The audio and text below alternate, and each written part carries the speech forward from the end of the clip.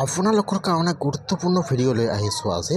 সেইটো ভিডিঅ' হ'ল যিহেতু বৰ্তমান সকলোৰে 2005 চনৰ ভোটাৰ লিষ্টৰ প্ৰয়োজন হ'ব। যদি আপোনাৰ হাতত 2005 চনৰ ভোটাৰ লিষ্ট নাই তেনেহ'লে কিন্তু আপোনালোকে আজিয়ে 2005 চনৰ ভোটাৰ লিষ্টটো ডাউনলোড কৰি ছেভ কৰিব অথবা প্ৰিণ্ট কৰি ৰাখি দিয়ক।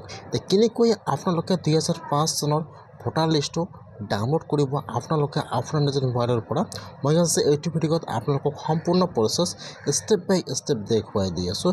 এতিয়া যদি আপোনালোকৰ হাতত 2005 চনৰ ভোটাৰ লিষ্ট নাই তেনেহ'লে আপোনালোকে আজিয়ে ভোটাৰ লিষ্টটো ডাউনলোড কৰি ছেভ কৰি বা প্ৰিণ্ট কৰি ৰাখি দিয়ক। কেনেকৈ ডাউনলোড কৰিব চাই লওক। এতিয়া আপোনালোকে ফাৰ্ষ্ট এইটো অপশ্যনত আহি যাব। মই কিন্তু আপোনাৰ সুবিধাৰ কাৰণে অপশ্যনৰ লিংকটো মোৰ ডিছক্ৰিপশ্যনত দি দিছোঁ। আপোনালোকে ডাইৰেক্ট ক্লিক কৰি ফাৰ্ষ্ট এইটো অপশ্যনত আহি যাব। তাৰপিছত ইয়াত এইটো পেজ অ'পেন হৈ যাব এনেকুৱাকৈ। ইয়াত চাব 2 নম্বৰত দিয়া আছে PDF ইৰল। এতিয়া আপোনালোকে PDF ইৰলৰ ওপৰত ক্লিক কৰিব। এতিয়া আপোনাৰ ওচৰত আৰু এটা নিউ পেজ অ'পেন হৈ যাব এনেকুৱাকৈ। এতিয়া ইয়াত আহি যাব আপোনাৰ ষ্টেট নাম। এতিয়া আপোনালোকে ইয়াত চাই ল'ব যে ইয়াত আপোনাৰ ষ্টেট নাম কোনটো হয়। ইয়াত যিটো আপোনাৰ ষ্টেট নাম হয় ইয়াত সকলো ষ্টেট নাম দিয়া আছে। ইয়াত চাব ইয়াত আসাম দিয়া আছে 3 নম্বৰত। এতিয়া আপোনালোকে আসামৰ ওপৰত ক্লিক কৰিব লাগিব। এতিয়া আপোনালোকে আসামৰ ওপৰত ক্লিক কৰিব। এতিয়া আপোনাৰ ওচৰত আৰু এটা নিউ পেজ অ'পেন হৈ যাব এনেকুৱাকৈ। এতিয়া আপোনালোকে ইয়াত চাব অলপমান তলত আহি যাব। ইয়াত চাব দিয়া আছে PDF ইলেক্ট্ৰিকেল ৰোল। এতিয়া আপোনালোকে সেইটো অপশ্যনৰ ওপৰত ক্লিক কৰিব। এতিয়া আপোনাৰ ওচৰত আৰু এটা নিউ পেজ অ'পেন হৈ যাব এনেকুৱাকৈ। ইয়াত চাব 1 নম্বৰত দিয়া আছে 24 and 25 আৰু এইফালে চাব 2 নম্বৰত দিয়া আছে PDF electrical roll for the year 2005। যিহেতু আপোনালোকৰ 2005 চনৰ লিষ্টৰ প্ৰয়োজন বা 2005 চনৰ লিষ্টটো লাগে সেইকাৰণে আপোনালোকে 2005 চনৰ ওপৰত ক্লিক কৰিব। এতিয়া আপোনাৰ ওচৰত আৰু এটা নিউ পেজ অ'পেন হৈ যাব এনেকুৱাকৈ। এতিয়া আপোনালোকে অলপমান তলত আহি যাব। হোৱাৰ পিছত ইয়াত চাব দিয়া আছে চিলেক্ট ডিষ্ট্ৰিক্ট। চিলেক্টত ক্লিক কৰিব।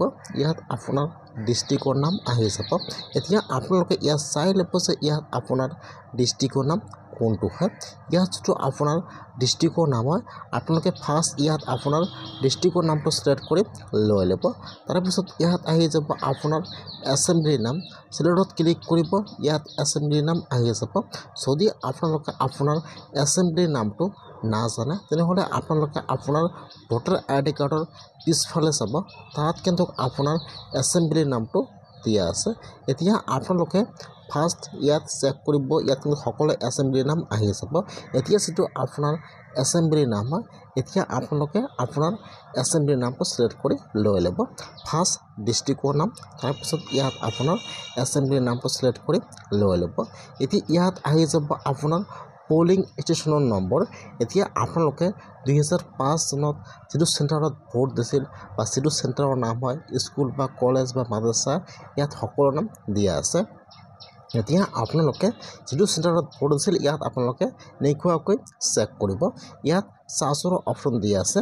আপোনালোকে চাৰ্চত ক্লিক কৰি জাষ্ট এটা বা দুটা আখৰ ইয়াত চাৰ্চ কৰিব। আপোনাৰ স্কুল বা কলেজৰ যিটো ফাৰ্ষ্ট আখৰৰ নাম আছে চাৰ্চ কৰিব। ইয়াত নামবোৰ আহি যাব এনেকুৱাকৈ। এতিয়া আপোনালোকে ইয়াত চাই ল'ব যে ইয়াত আপোনালোকে 2005 চনত কোনটো চেণ্টাৰত ভোট দিছিল চেণ্টাৰৰ নাম আহি যাব এনেকুৱাকৈ। এইফালে চাব দিয়া আছে ভিউ PDF।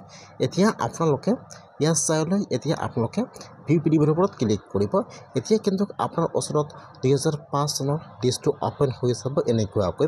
এতিয়া কিন্তু আপোনালোকৰ প্ৰয়োজন হ'ব 2005 চনৰ ফাৰ্ষ্ট পেজটো বা যিটো চেণ্টাৰত আপোনালোকে ভোট দিছিল বা আপোনাৰ যিটো চেণ্টাৰৰ নাম হয় আপোনালোকে ইয়াত চাব ইয়াত সকলো দিয়া আছে। 1 নম্বৰ পেজটোত আপোনালোকে 1 নম্বৰ পেজটো প্ৰিণ্ট কৰিব আৰু আপোনালোকৰ যিটো পেজত আপোনালোকৰ নাম আছে বা যিটো আপোনালোকৰ ঘৰ নম্বৰ আছে আপোনালোকে ইয়াত দেখিব যে আপোনালোকৰ নামটো লিষ্টত আহিছে নে অহা নাই।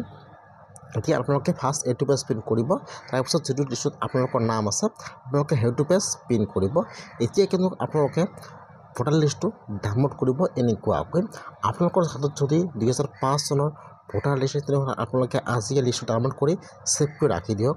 অপশ্যনটো কিন্তু বন্ধ হ'ব পাৰে সেইকাৰণে আপোনালোকে আজিয়ে ডাউনলোড কৰি ছেভ কৰি ৰাখি দিয়ক।